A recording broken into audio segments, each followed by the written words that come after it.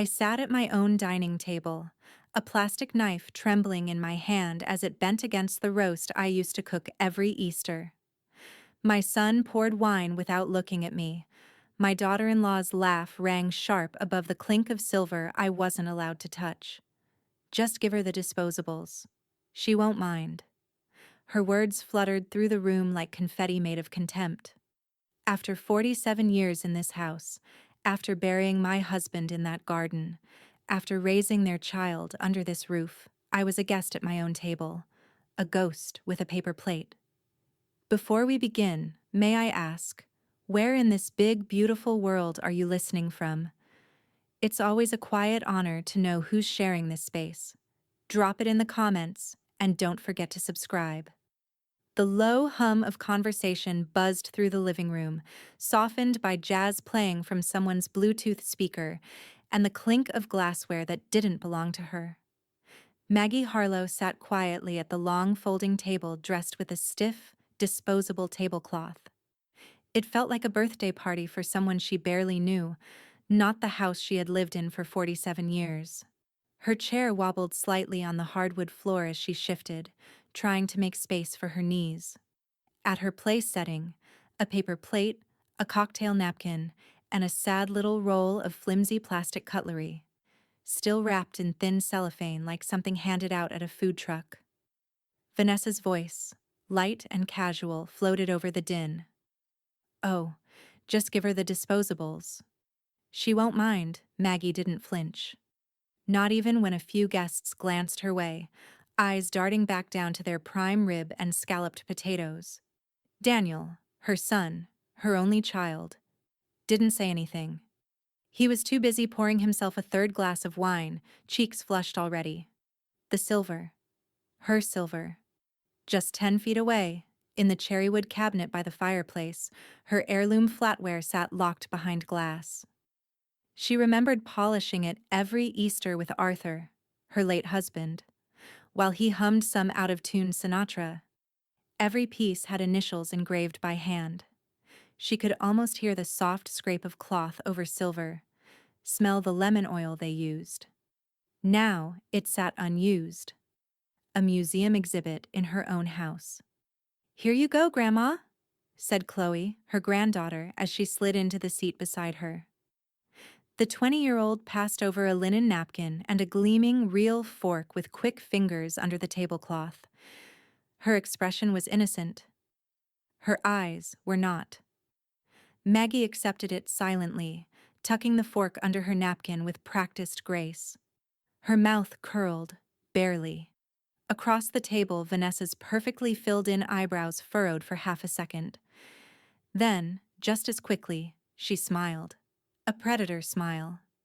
"Is everyone enjoying the food? I got the roast from that place in Buckhead, the one that caters for celebrities." Polite murmurs filled the room. Daniel lifted his glass. "To Vanessa. This place wouldn't run without her." Maggie's fingers tightened around the plastic knife, testing its flex. She carefully pressed the blade into the roast on her plate. It bent almost immediately. She tried again. The meat tore unevenly, a sliver of gravy sliding off the edge onto her napkin. She chewed quietly, slowly. Vanessa laughed from the head of the table. "Oh, Mom, you're so quiet tonight. You okay down there?" Chloe leaned in, her voice a whisper just for Maggie. "That's not right." Maggie looked at her, then at the people pretending not to watch. The neighbors.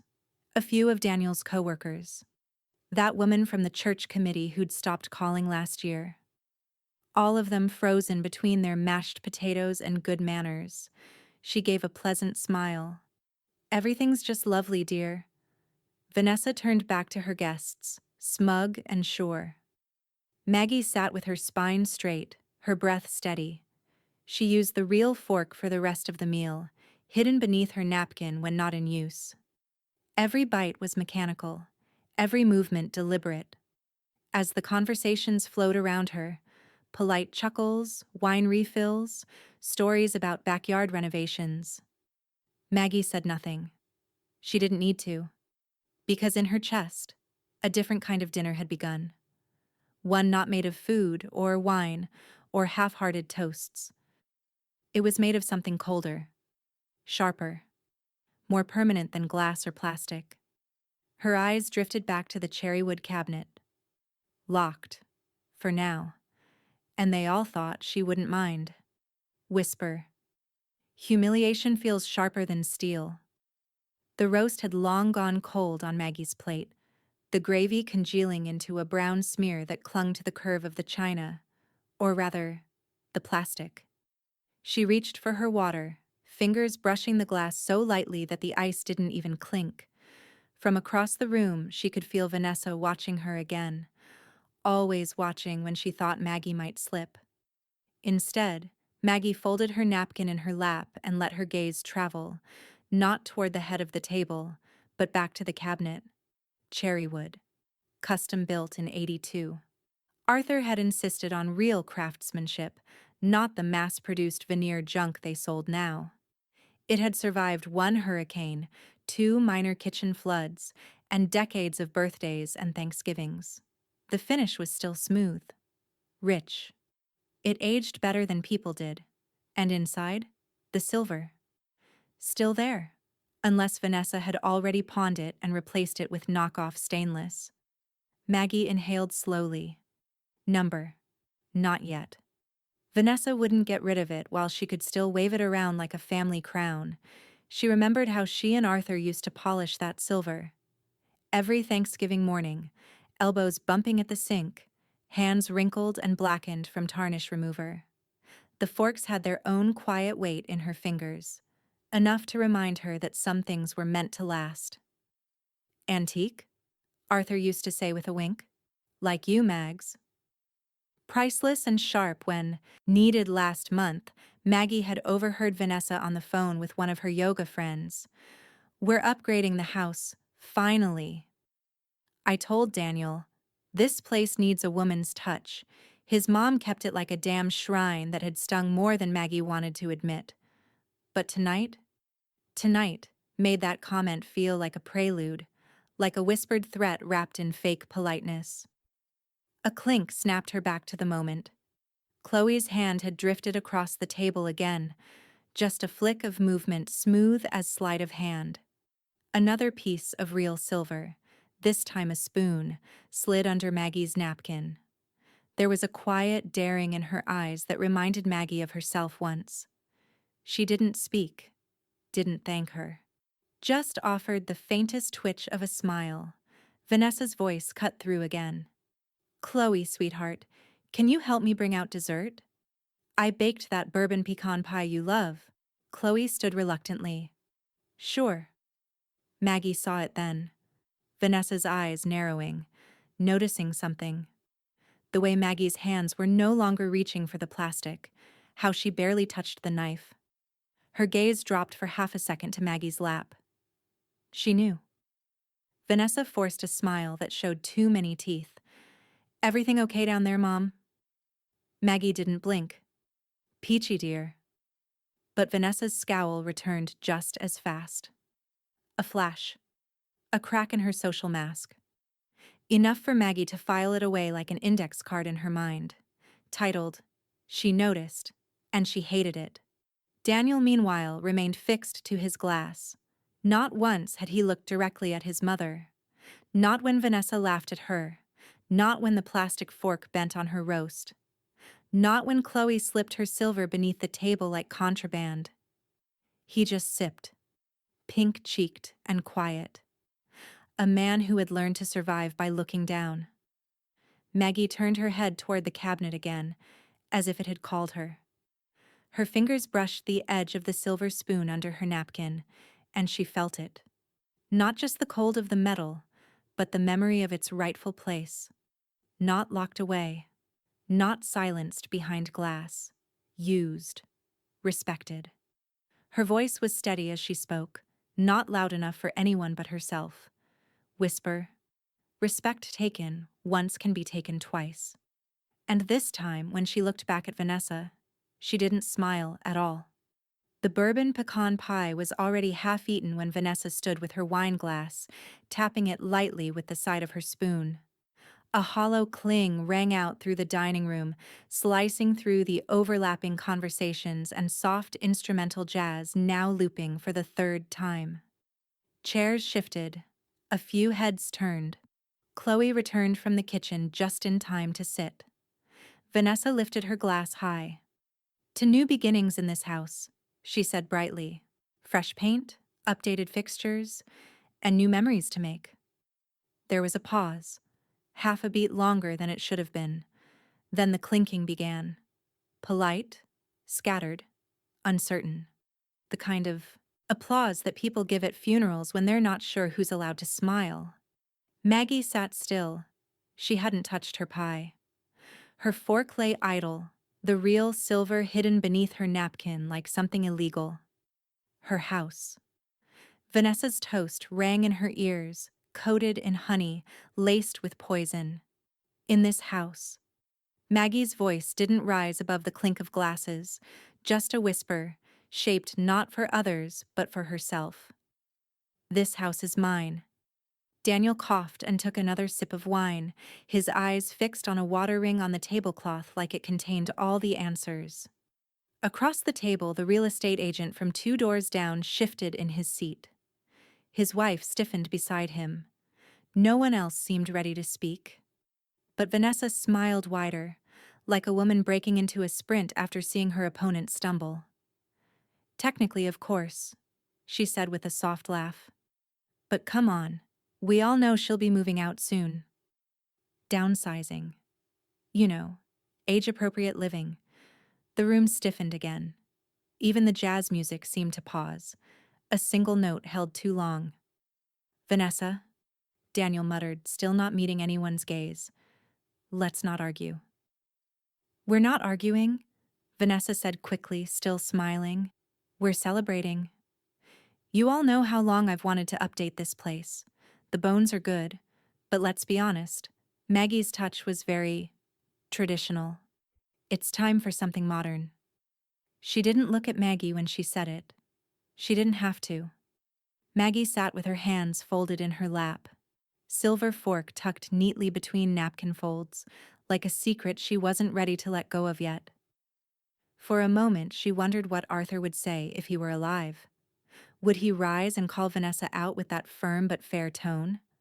Or would he have stayed seated, reaching beneath the table to squeeze Maggie's hand in that steady way of his, a quiet signal that said, "Don't worry, they don't win unless you let them." But Arthur was gone, and Daniel had traded his backbone for a full glass.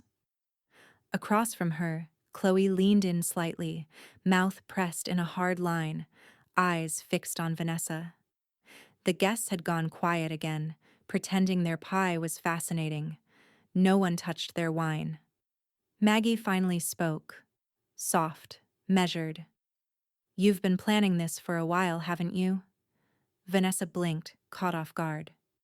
"Excuse me?" "The painting. The upgrades. The talk of modernizing. I suppose I should be grateful you waited until after dessert." That earned a few uneasy chuckles from the table, but no one laughed freely. Not now. Vanessa's face flushed, just a shade, before she recovered. "Oh, don't be dramatic. It's not like we're throwing you out, but really, the place does need a new chapter." Maggie looked at her for a long time, not angry, not tearful, just quiet, dead calm. She reached for her fork, her silver fork, and tapped it lightly against the edge of her plate. Just once. It rang louder than it should have, and then she smiled. Faint. Chilling. Whisper, "They think I'm soft." Steel hides quiet across the table. Vanessa's expression finally slipped, and in the silence that followed, Maggie knew. The real renovation had already begun, but not the one Vanessa had in mind. Monday morning brought a chill that didn't match the calendar. September in Atlanta usually clung to heat like a bad habit, but today, the sky hung low and gray, and the sidewalks downtown shimmered with yesterday's storm. Maggie stepped out of the MARTA station alone, coat buttoned neatly, her leather handbag swinging lightly at her side. She hadn't worn heels, Not anymore. But the soft click of her low shoes on concrete was firm, deliberate. She hadn't told Daniel she was coming. She certainly hadn't told Vanessa. The law office of Cole and Branch sat in an older brick building off Peachtree. No flashy signage, no receptionist with fake lashes and fake smiles. Just a brass plaque, an elevator with a moody hum, and a long hallway that smelled faintly of old wood and sharper mines. The door opened before she could knock. Richard Cole still wore the same tired corduroy blazer he had the day of Arthur's funeral, and probably many days before that.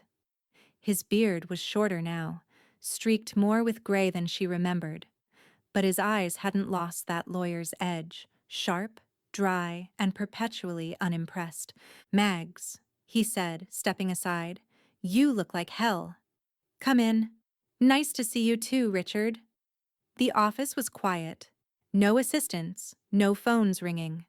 Just legal books lining the walls like a judge's cathedral. He gestured for her to sit, and she did. Spine straight, legs crossed at the ankle. Not a woman defeated. A woman beginning. She told him everything. The party. The plastic fork. Vanessa's smirking toast. The way the guests looked away. How Daniel stared into his wine like it might give him courage he never had. The cabinet. The silver. The fork that rang like a warning bell. She spoke without raising her voice, but every word landed like a gavel. Richard didn't interrupt. Just listened, arms crossed, his foot tapping silently beneath the desk. When she finished, he leaned forward and pulled a slim folder from a nearby drawer. Opened it. Tapped a few documents like he already knew what he was looking for. "Well," he said, flipping to the final page, "you'll be pleased to know your name is still the only one on the deed. Arthur never changed it, and the trust never transferred ownership."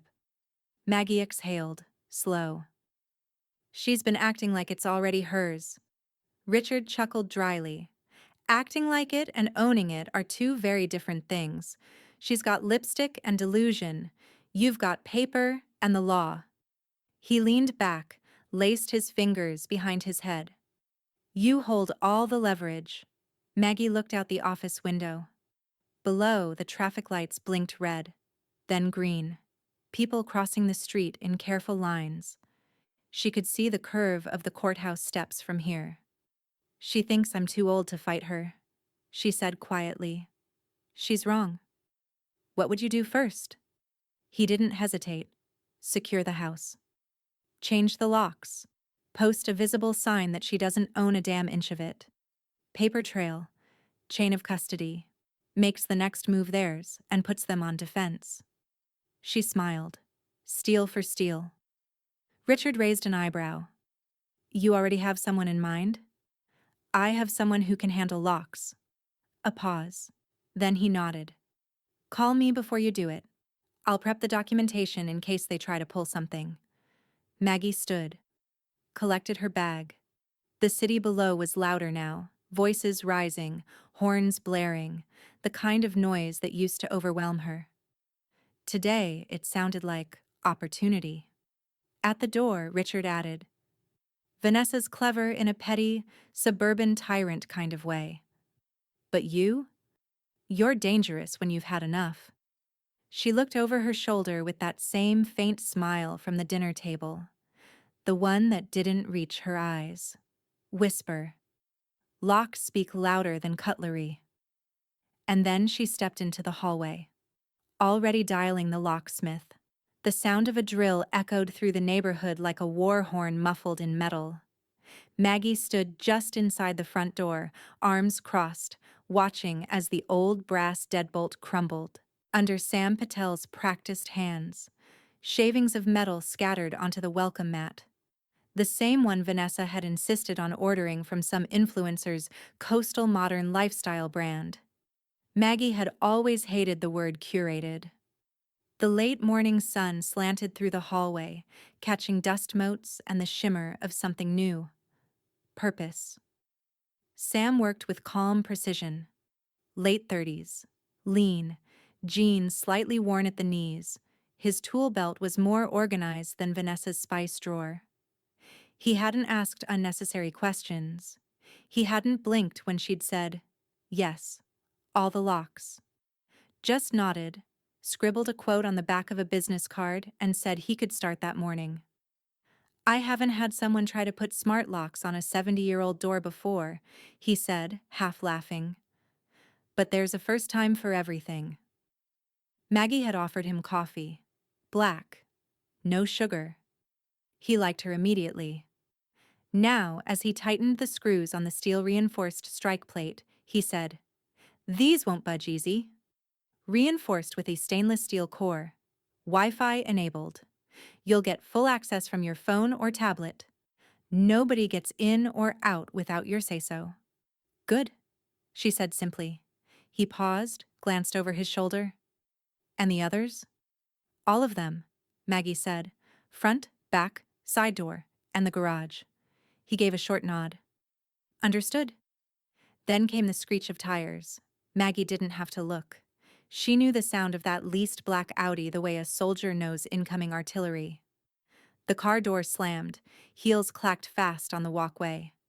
Vanessa appeared in the doorway like a sudden storm, white sunglasses perched on her head, yoga leggings clinging like armor, an oat milk smoothie in hand that sloshed dangerously with each stomp. "What the hell is this?"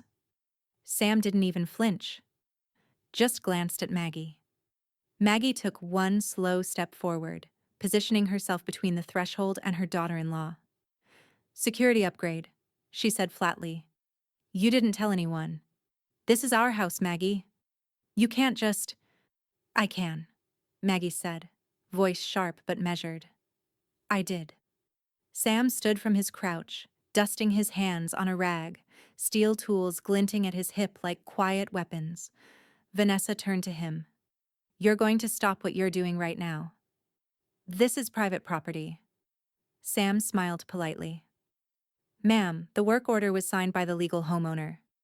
I have a copy of the deed in the van." Vanessa's mouth opened, then closed. She looked back to Maggie. "You're confused. Daniel and I. This is our home now." "No," Maggie said, eyes clear. "It's mine. Still. Legally. Fully. And until that changes, which it won't, you're a guest."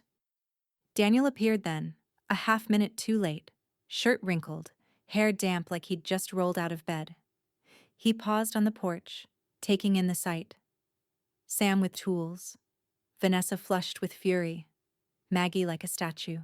That wasn't going anywhere. "Mom," he started. She didn't give him the room. "Daniel, either you step aside and let Sam finish, or you stand there and pretend you don't know where your spine is." Again, he looked at Vanessa, then back at his mother. I think we should just talk about this." "There's nothing to talk about," she said. Vanessa scoffed.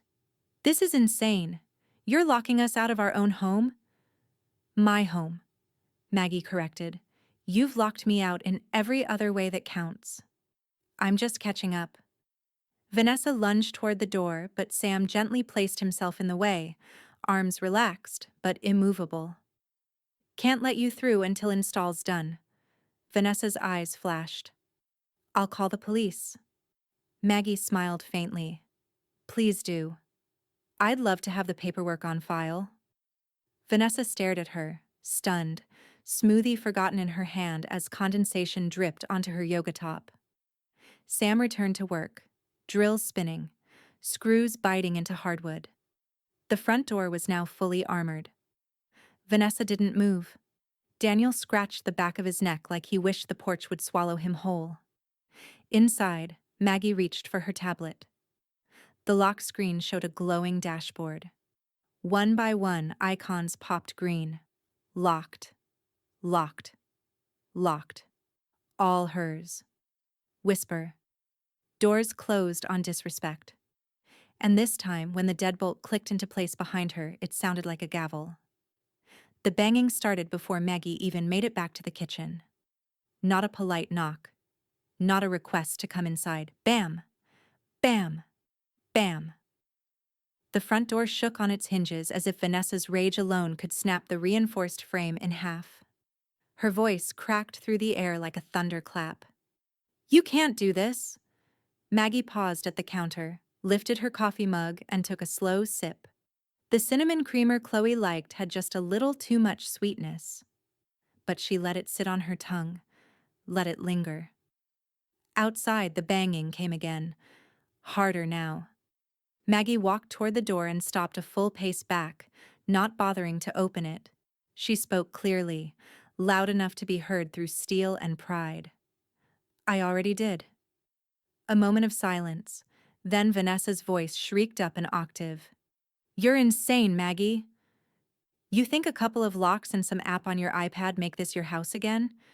You don't get to play queen just because you're old and bitter."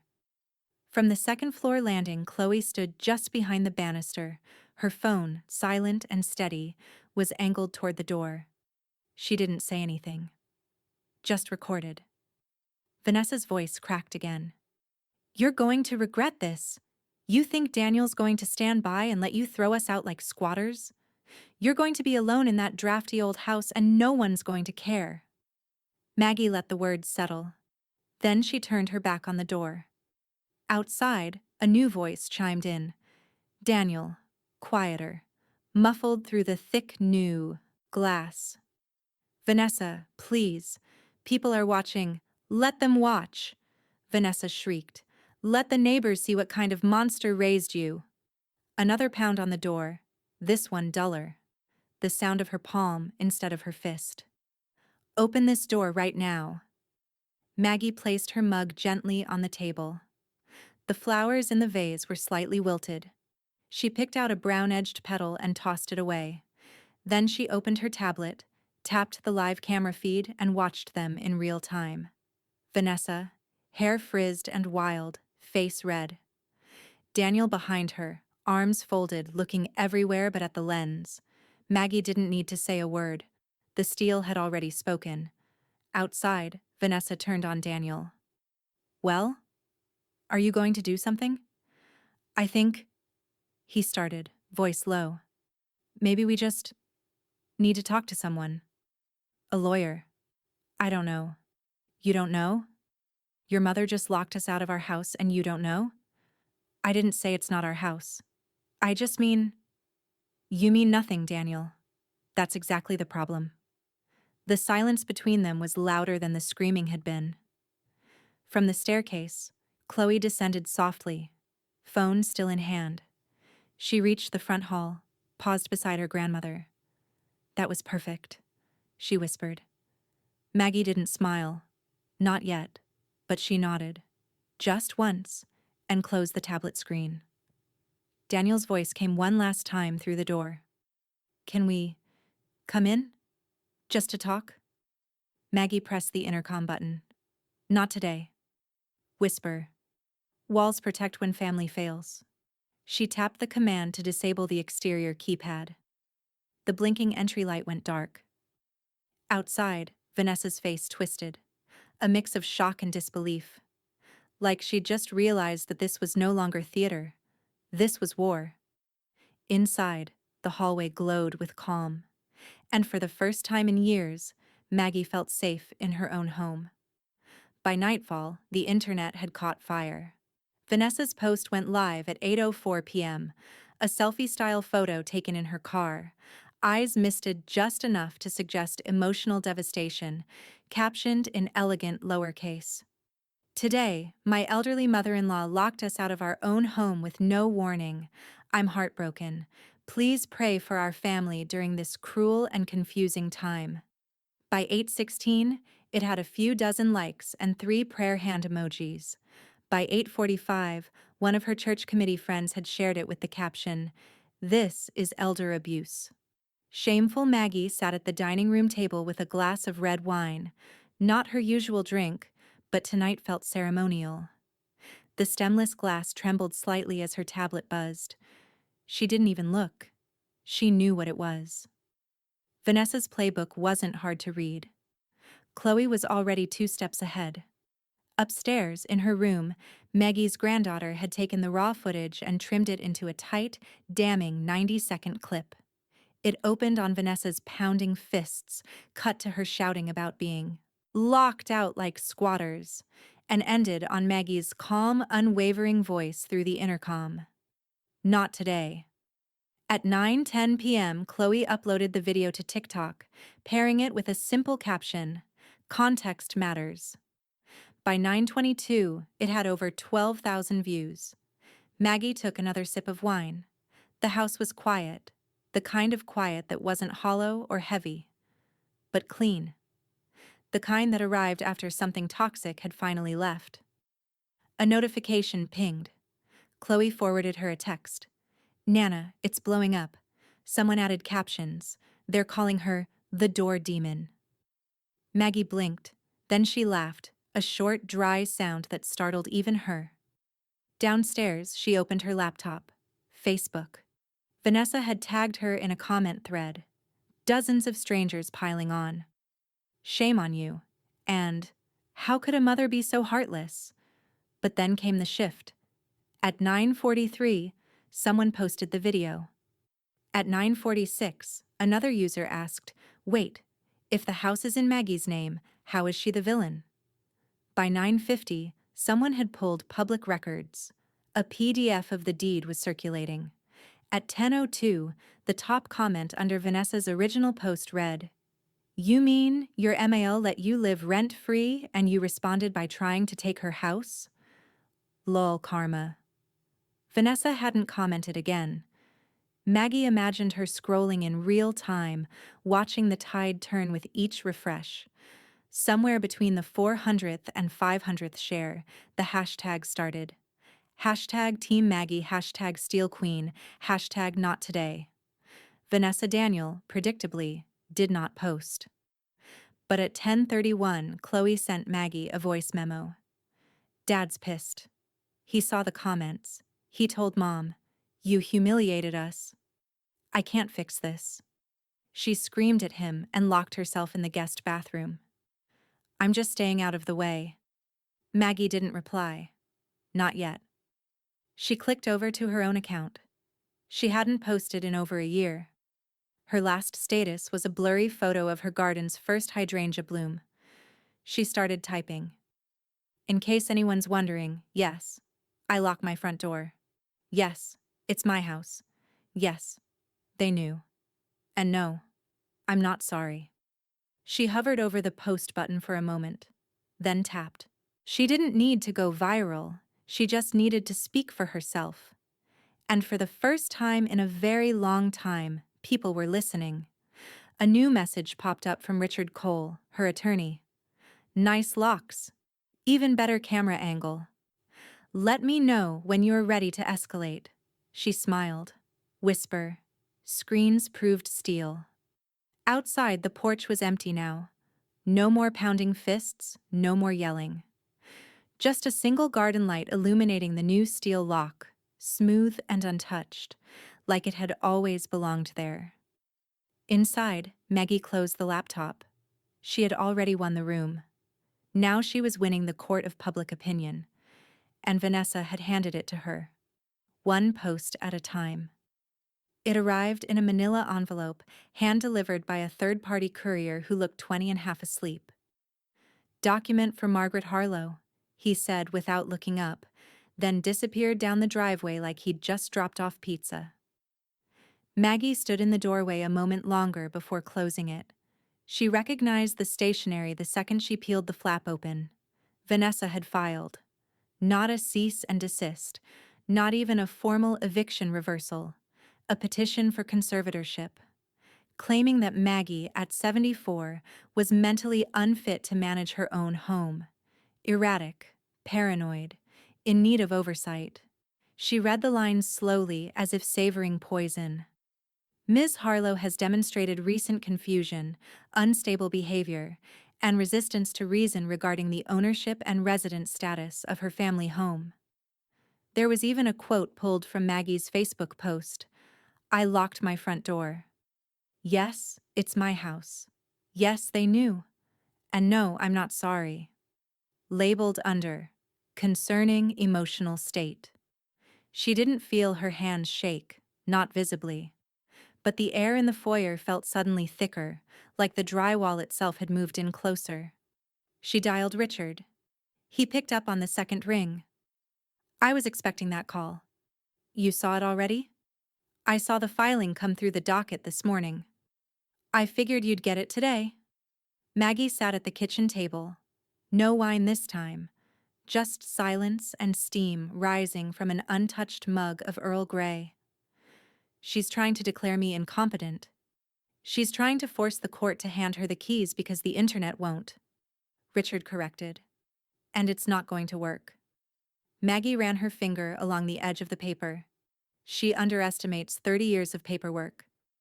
Richard let out a short, satisfied breath. That's what I like to hear. He was already one step ahead, again. By the time Maggie drove to his office the next morning, the long conference table was stacked like a fortress. Deed, title history, tax receipts dating back to 1994, utility bills, renovation permits signed in Maggie's name, a notarized letter from her late husband, Arthur, clearly stating the house was hers alone upon his death. She thinks you're just an old woman with a password and a pet. Grudge, Richard said, flipping through a leather binder. What she doesn't realize is that you've kept everything. Maggie smiled faintly. Let her bring a storm. I've kept my receipts. There was a knock at the office door.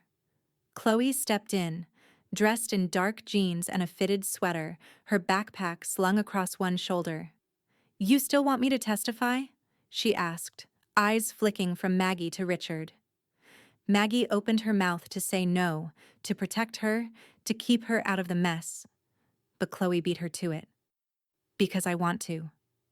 Richard gestured to the seat beside Maggie. Then let's get you prepped. They spent the next hour building a timeline. Chloe detailed the party, the plastic fork, the way Vanessa openly declared Maggie was on her way out. She described Daniel's silence, Vanessa's tirade at the door, her own video footage, her own belief, on the record, that Maggie was coherent, lucid, and being emotionally targeted. Outside the window, Atlanta's sky had turned storm gray again. A low rumble sounded somewhere in the distance. By the time they finished, Richard stood and stretched. It's a flimsy filing. I've seen worse, from Richard. Flimsy, Maggie repeated, like the cutlery. Later that evening, Chloe sent her another screenshot. Vanessa had posted again. We're not worried.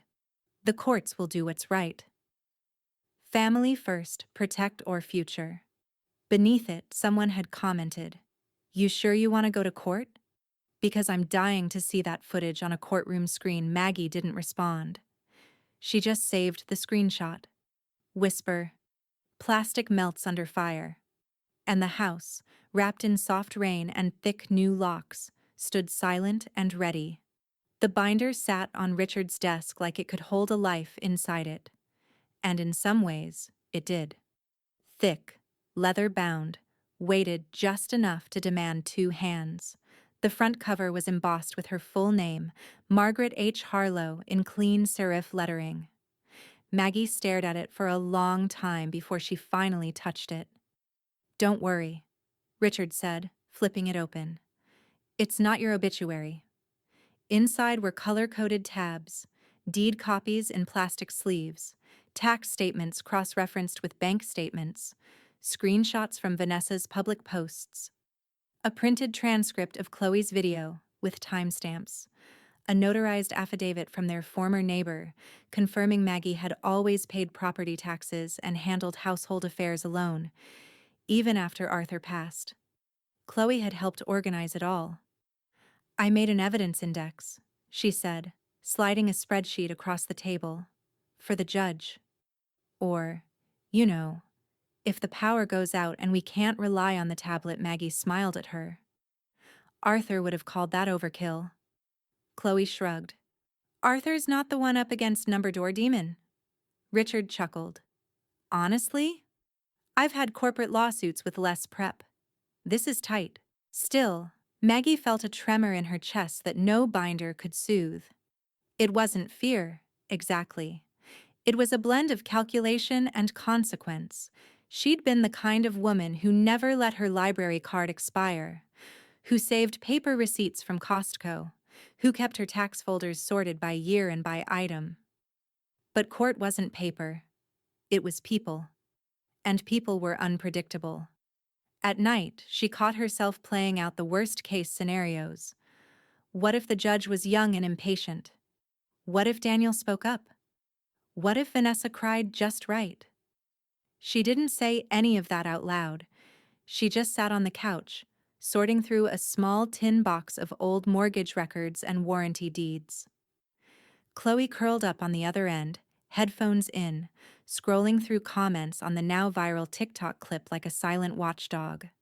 Down the hall, her phone would buzz with Richard's evening notes. Bring proof of medical independence, prescriptions, PCP records, eye appointments. Judges love financial clarity. Chloe's spreadsheet? Brilliant, don't wear gray to court. Wear blue. Statistically gets more favorable impressions. Each message felt like armor. And still, Maggie found herself checking the locks, even though she knew they were secure. Daniel had not called. Not once. Not to ask how she was doing. Not to ask if they could talk. He hadn't responded to Chloe's texts either. Maggie tried not to feel it. Tried to swallow the ache that came with being chosen second by the person you raised. But silence speaks. Vanessa, on the other hand, had not shut up. Instagram stories of wine at brunch, TikToks of her spinning in the driveway like some triumphant contestant on a reality show. Court's gonna be fun, she'd said, lips glossed and eyes shining. Some people forget what family means until they lose it. Chloe had screen recorded the whole thing, saved it to a folder labeled unhinged shit. They were ready.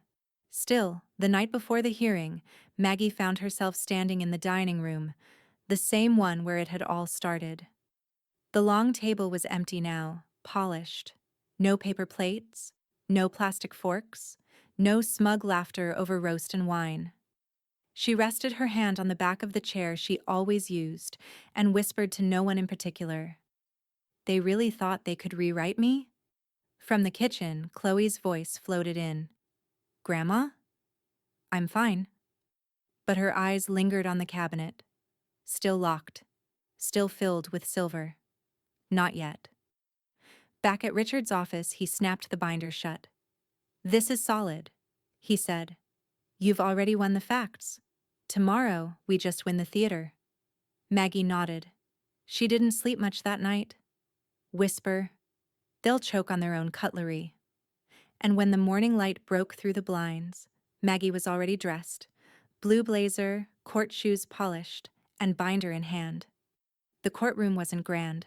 No marble columns or echoing halls. Just beige walls, stained carpet, and rows of pew-like benches that smelled faintly of pine-scented disinfectant. A Georgia flag drooped beside the judge's bench like it, too, was tired of everyone's drama. But Maggie sat tall. Her blue blazer was crisp, court shoes silent on the polished floor, and the binder resting in her lap like a quiet threat. Across the aisle, Vanessa sat with her own lawyer, a shiny young man with slicked-back hair and no folders. She wore all white, as if playing a part in a spiritual drama. Daniel sat beside her, eyes glazed and downcast, hands clenched between his knees like he was trying to hold something inside. Judge Morales entered without ceremony, a silver-haired woman in her early 60s who scanned the room with eyes that had seen too many petty family wars.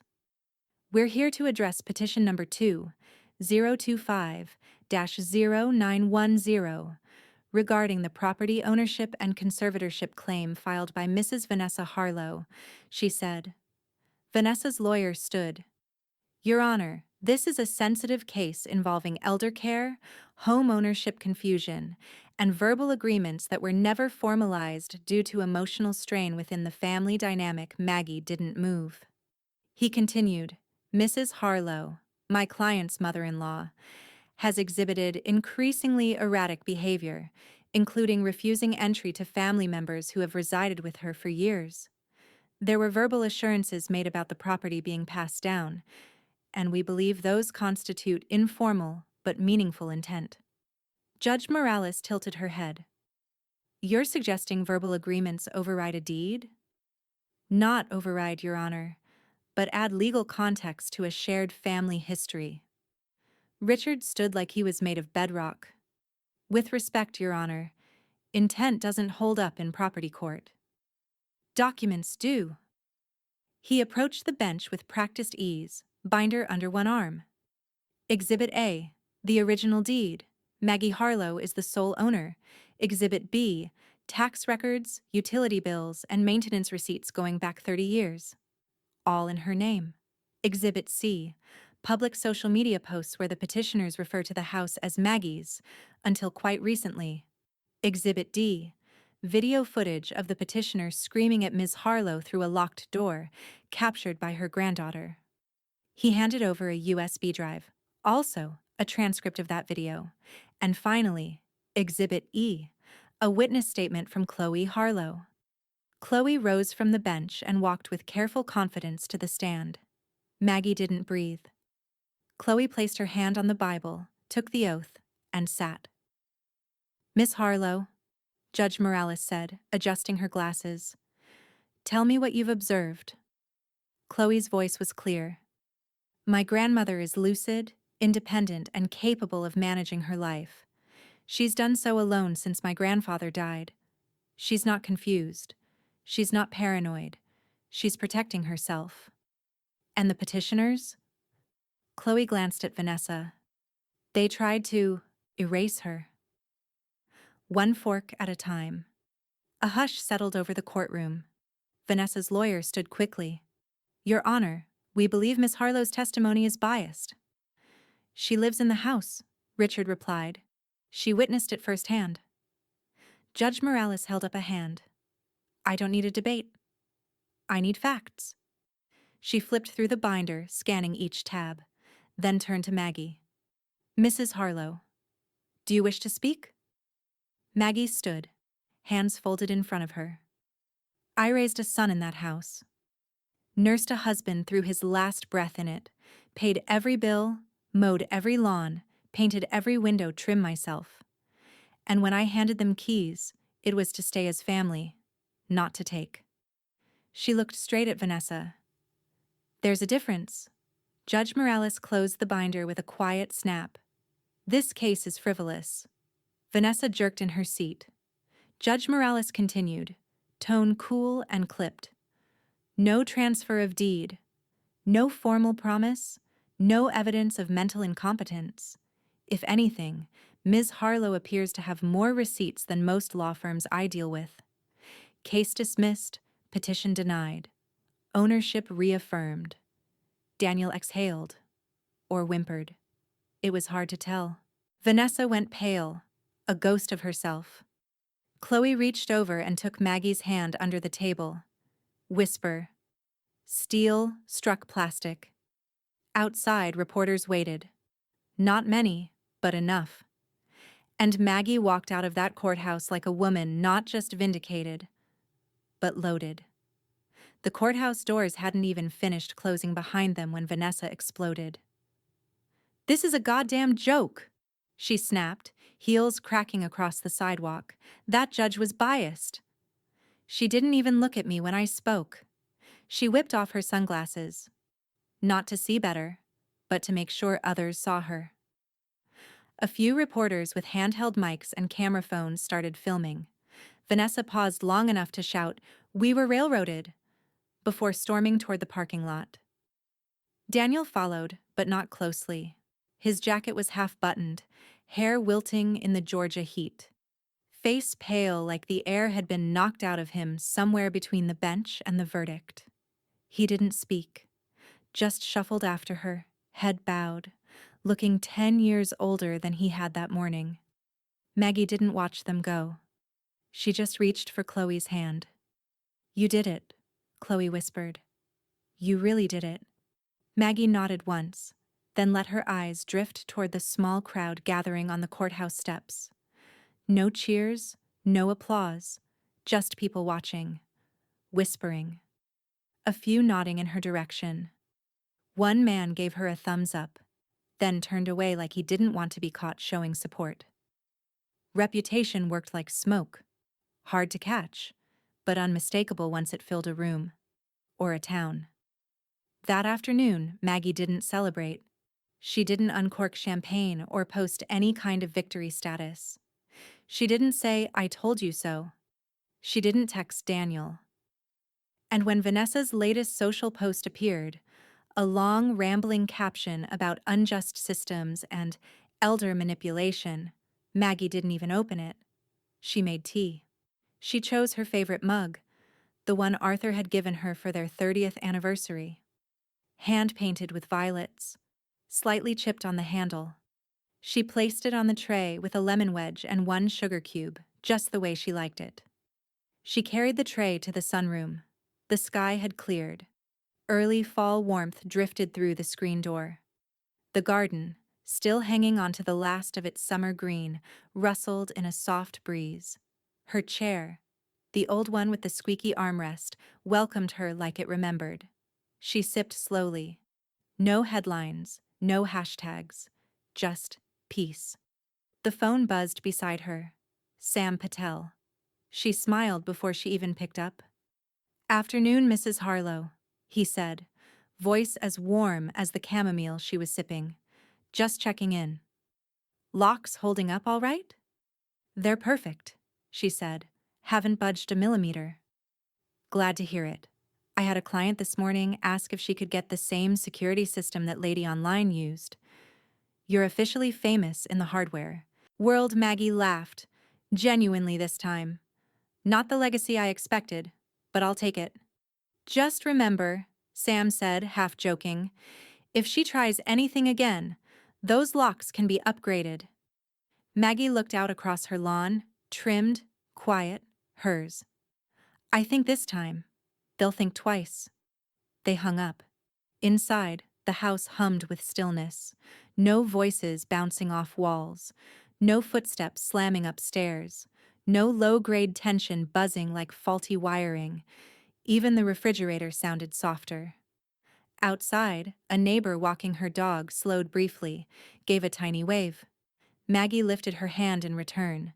The steel door held behind her, quiet and strong. Her name still sat at the top of the deed. The binder rested near the entryway, closed but not forgotten. And somewhere she knew Vanessa was probably screaming at another screen, and Daniel was probably pretending not to hear her. Maggie didn't feel smug, just full. Whisper. Peace hums louder than rage.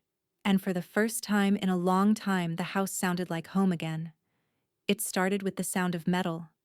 Not the soft clang of garden tools or the groan of an old shelf shifting, but sharp, impatient scraping. Maggie was in the kitchen when it began, halfway through slicing an apple. She paused, the blade hovering midair. She knew that sound, not mice, not wind. Someone was trying to force the side door. Upstairs, Chloe's bedroom light flicked on. Maggie didn't need to call her. They both knew. The garage. Maggie moved toward the back of the house, but not in a rush. She placed the knife gently in the sink, wiped her hands on a towel, then walked to the tablet charging by the sideboard. With a few taps, she pulled up the garage camera feed. And there she was. Vanessa, in all her fury and desperation, hunched in the shadows with a crowbar, prying at the side entrance like a raccoon trying to claw its way into a locked cooler. Her hair was pinned in a messy bun, sweat glinting on her forehead under the motion sensor light. Her movements were erratic. Less planned intrusion, more pure tantrum. Maggie tapped record. Upstairs, the hallway creaked. Chloe stepped out onto the landing, phone already in hand. "She's really doing this," she whispered. "She is. Should I?" Maggie nodded toward the stairs. "Window. Stay upstairs."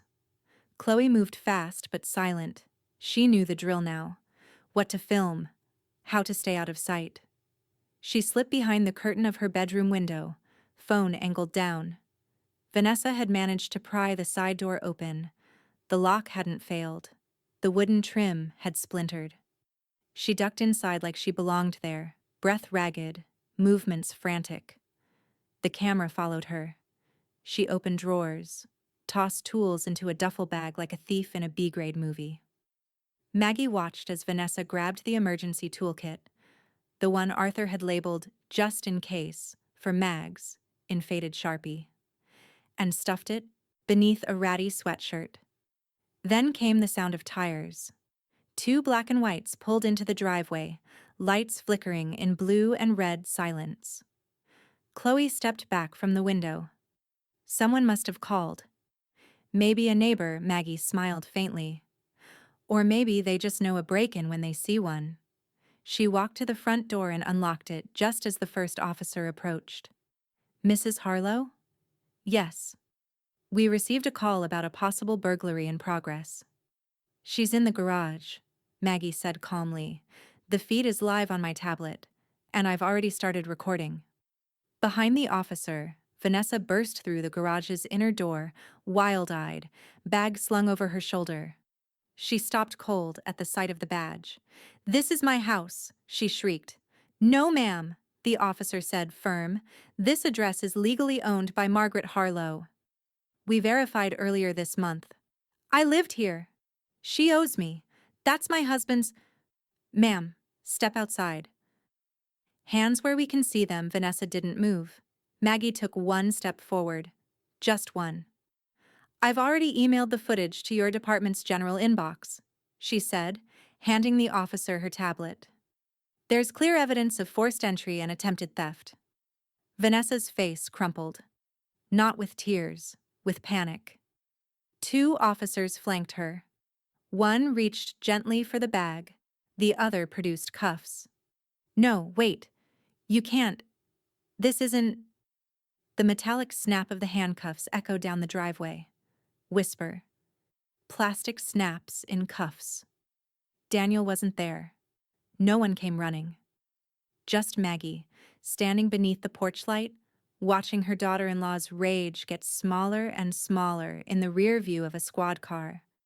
Inside, the house remained untouched, and the garage, finally, was hers again. The folding chairs were arranged in neat rows beneath the vaulted ceiling of Gracewood Community Church's Fellowship Hall. A table near the front overflowed with covered dishes, deviled eggs, cornbread, sweet potato casserole, and two kinds of peach cobbler. The scent of cinnamon and baked sugar floated through the air like Sunday itself. It was meant to be a quiet luncheon for seniors and longtime members. A home and heart celebration, Pastor Fields had called it. Maggie almost didn't go, but the invitation had come handwritten. And at the bottom, in looping script, "You're still part of this home, Maggie. They need to hear from you." She wore slate blue, understated, sharp. Not mourning, not gloating. Chloe drove them both, carrying a manila folder under her arm and wearing that same look she'd had outside the courthouse. Respectful, but ready. Inside the hall, the crowd was already thick.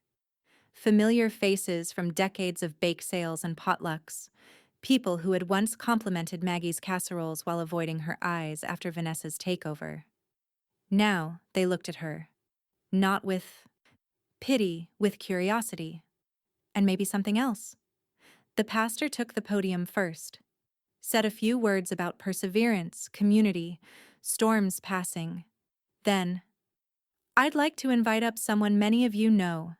She's been a pillar of this neighborhood for longer than some of us have been alive. And recently, well, she reminded us that quiet strength is still strength." He stepped aside. Maggie approached the podium like she was walking across her own lawn. Steady. No script. "Some of you were at the dinner," she began. "You saw the plastic cutlery. You heard the toast.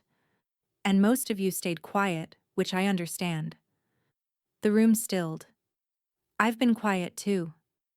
for a long time, because I thought dignity meant not defending myself out loud. But I've learned something these last few months. She gestured behind her. Chloe tapped the projector remote. The screen lit up. First, Chloe's original video. The one from the front porch. Vanessa screaming, Maggie's voice through the intercom. Not today. A few gasps. Then the courtroom photos. Stills from public records. The dismissed petition. Judge Morales's ruling. Finally, the clip from the night Vanessa broke into the garage. Grainy, black and white, but unmistakable. The crowbar. The panic. The cuffs. Maggie let the silence sit for a beat. I didn't show you this for sympathy, she said. I showed you because I want you to know who I am. I'm the woman who polished silver every Easter, who paid off the mortgage herself, who opened her doors to family, and watched them try to erase her. Her eyes scanned the room. I'm not bitter. I'm not broken. I'm still here. Applause started in the back. A hesitant clap from the church's oldest usher. Then others joined. By the time Chloe stepped forward to put a hand on Maggie's shoulder, the entire room was on its feet. The only person still seated was Daniel. Back row, head down. He didn't clap, didn't look up, just stared at the floor like it might open up and swallow him. Vanessa wasn't there. She couldn't be. Her arraignment was the next day. Maggie returned to her seat without fanfare. Someone passed her a paper plate full of peach cobbler. Someone else pressed her hand and whispered, "We were wrong to believe her." She didn't gloat. She didn't need to. Chloe leaned over. "You were magnificent." Maggie nodded slightly. "It's not just mine anymore," she said softly. "The story. The house. The silence." Outside, the afternoon sun warmed the church steps. Someone had left a casserole dish uncovered. Bees hovered like curious guests. Maggie stood there a moment before heading to the car. She looked up at the steeple, the way it pierced clean sky. Not waiting for permission. Just standing tall. Whisper. Respect plated in steel. And this time, when they spoke her name, Maggie Harlow, they said it with something close to reverence. It had rained the night before. Not a storm, just a steady whisper. The kind that left the grass brighter, the porch clean, the air smelling like the start of something. Maggie stood on the front steps, mug in hand, robe tied neatly at the waist. The house behind her was still. Sunlight skimmed the freshly scrubbed trim and spilled gold across the bricks. But her gaze was fixed on the door. Steel core, satin black, Wi-Fi keyed, 4 bolts. Not just locked, anchored. She traced the edge of the keypad with one fingertip. The finish caught the light like polished obsidian. There was no grand ceremony, no ribbon. But in her chest, something stirred. Not pride, not defiance. Claim. Behind her, the door opened. Chloe stepped out, ponytail damp, still smelling faintly of eucalyptus shampoo. She held out a single silver key on a thin brass chain. I figured, if it's okay, I'd rather use this than the app. Maggie took it without hesitation. She looped it onto the hook by the door. The one labeled Family, just beneath Arthur's old spare. Of course, she said. You've earned it. Chloe smiled but didn't say anything more. She didn't have to. They both heard it. The car pulling up at the curb. A quiet engine. The idle hesitation of a man not sure if he should get out. Daniel. He didn't knock. Just waited at the foot of the steps until Maggie looked down at him. Chloe took that as her cue and slipped quietly back inside. Daniel cleared his throat. I wasn't sure if I should come. She didn't respond. He looked down at his hands. I wanted to say I'm sorry. Maggie stepped forward, only slightly, arms still folded across her chest. For which part? Daniel's lips parted, closed, then opened again, slower this time. For letting her say those things. for not stopping it, for standing behind her instead of beside you. There was no dramatics in his voice, no excuses, just an ache, and maybe shame. I kept telling myself it wasn't that bad, he said, that you'd rather have peace than a fight. I thought silence was the same as love. Maggie exhaled through her nose. It never is. He nodded, swallowing hard. I don't expect forgiveness. I'm glad Chloe stayed. That she didn't follow our example. She didn't, Maggie said. She followed mine. They stood like that a moment, not close, not far, just apart enough for the truth to sit between them. Daniel finally stepped back. If it's ever okay to visit, I won't assume a key. I'll ask. Maggie didn't answer, but she didn't say no. As he turned and walked back to his car, a neighbor passed by on the sidewalk. The woman from 2 doors down with the golden retriever. She smiled as she passed Maggie on the porch. Good to see you out again, she said. The neighborhood feels right again. Maggie nodded. Thank you. Another car drove past and honked once. A different neighbor waved. It wasn't the noise that struck her. It was the return of welcome. Not performative. Not afraid. Real. She stepped inside, closing the door behind her with a smooth click. In the hallway, the light caught the old family photo, the one from Easter 2002, where Arthur stood behind her, hands on her shoulders, and Daniel and Vanessa smiled with something that resembled joy. She didn't take it down. Not yet. But she didn't linger. Back in the kitchen, Chloe was making tea. She held up the box. Chamomile or peppermint? Peppermint, Maggie said, settling into her seat. The door was locked. The house was quiet. And every boundary she'd ever doubted was now drawn in steel. She looked out the window one more time, at the curve of the path, the gate, the soft curve of the lock on the new door. Whisper. Steel holds more than locks. It holds boundaries. And as the kettle began to whistle, Maggie smiled to herself, just faintly. Whisper. Boundaries taste sharper than silver. The pen was heavier than it needed to be, gold-tipped, resting in a velvet tray beside the final page of Maggie's will. Richard watched her closely from across his desk, not with urgency, but with reverence, like a witness instead of a lawyer. You're sure? He asked. Maggie's fingers curled around the pen. I've never been surer. Her signature was crisp. No hesitation. When she placed the pen back in its groove, the soft click it made sounded more final than any courtroom gavel. Richard nodded. The trust language is clear. Chloe gets the house. It stays in her name until she's 35. Can't be sold, borrowed against, or shared. You've designated me as trustee in the meantime. Ironclad Maggie closed the folder. Steelclad. He smiled. I assume Vanessa gets nothing? She already took enough, Maggie said. She stood, slowly but unshakably, and Richard followed her lead. As she turned to leave, he handed her a small envelope. It came this morning. From Judge Morales. Maggie raised a brow but didn't open it. Not yet. Outside, Atlanta glinted with late afternoon light. Autumn leaves shivered in neat piles along the courthouse walkway. Chloe waited by the car, scrolling on her phone. As Maggie approached, she looked up. Well? Chloe asked. It's done. Chloe exhaled, visibly lighter. She popped the trunk to load the papers but paused when she saw the envelope. What's that? A note, Maggie said. From the bench. Chloe grinned. Are you secretly famous now? Secretly, Maggie said. Let's keep it that way. When they got home, Sam was already parked in the driveway, tool belt slung around his waist, sipping coffee from a steel thermos. Afternoon, ladies, he said.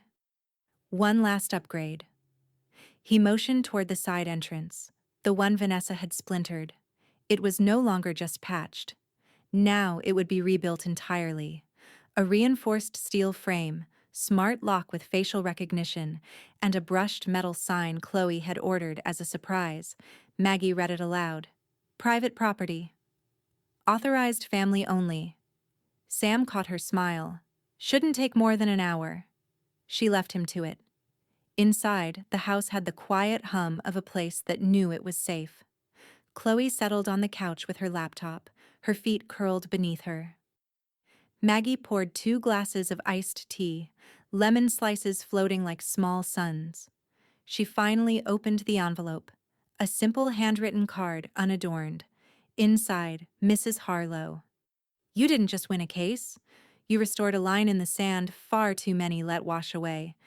Dignity is quiet steel. Thank you for the reminder. Judge Morales Maggie didn't show Chloe the note. She didn't need to. Some victories weren't for reposting. She folded the card and slid it into the drawer where she kept the house deed, the original will, and a single black and white photo of her and Arthur on the front porch in 1988. That night, as Sam packed up his tools and offered a final handshake, Chloe stepped outside and wrapped her arms around Maggie from behind. You're unbreakable, she whispered. Maggie tilted her head toward her. No, sweetheart. Just forged a breeze picked up. Leaves danced at the edge of the lawn. The house, now armed, named, claimed, stood behind them like a monument not to revenge, but to refusal, to resolve. Whisper. Steel isn't just doors. It's me. The next morning, Maggie made breakfast, real silverware on the table, cloth napkins folded just so. Chloe patted in barefoot, yawning. They ate in silence, the kind that tastes like peace. Maggie glanced toward the locked cabinet in the dining room. Inside, the heirloom flatware gleamed in neat rows. She didn't need it anymore, but she kept it anyway. As Chloe stood to clear the dishes, Maggie rested her palm on the table. Her fingers brushed over the grain of the wood. The same table where Vanessa had once handed her a plastic fork like it was a verdict. Not anymore. Whisper. Cutlery snaps. Steel stays, and as she looked toward the front door, locked, gleaming, resolute, she let the memory return just long enough to sharpen her smile. And when they mocked me with plastic, I gave them steel. A door they'll never open again.